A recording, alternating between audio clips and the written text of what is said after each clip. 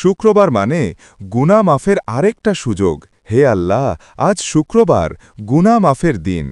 আমাদের যাদের বাবা মা কবরে শুয়ে আছেন সেই সকল বাবা মাকে জান্নাতুল ফিরদাউস নসিব করুন, আর যাদের বাবা মা দুনিয়াতে বেঁচে আছেন উনাদেরকে নেক হায়াত দান করুন। আমিন। মিনহা খলকনাকুম, মাটি থেকেই আমি তোমাদেরকে সৃষ্টি করেছি। ওয়াফিহা নুঈদুকুম, মাটিতেই আমি তোমাদেরকে ফিরিয়ে নেব। ওয়া মিনহা নুখরিজুকুম তারাতান উখরা, এবং মাটি থেকেই তোমাদেরকে পুনরায় বের করে আনব। মানুষ মারা গেলে তার সকল আমল বন্ধ হয়ে যায়।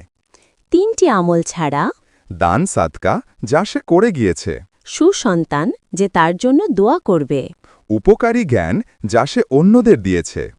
রাসূলুল্লাহ বলেছেন, যার সর্বশেষ বাক্য হবে লিল্লাহ লা ইলাহা ইল্লাল্লাহ, লা ইলাহা ইল্লাল্লাহ, there is no god but Allah, সে জান্নাতে প্রবেশ করবে। আল্লাহ তাআলা বলেছেন, যেই ব্যক্তি আদালতে বা কোনো বিচার সভায় মিথ্যা সাক্ষী দিবে, হাসরের ময়দানে তার জিহ্বা ও ঠোঁট কাঁচি দিয়ে কাটা হবে। শেয়ার করে অন্যকে জানার সুযোগ করে দিন।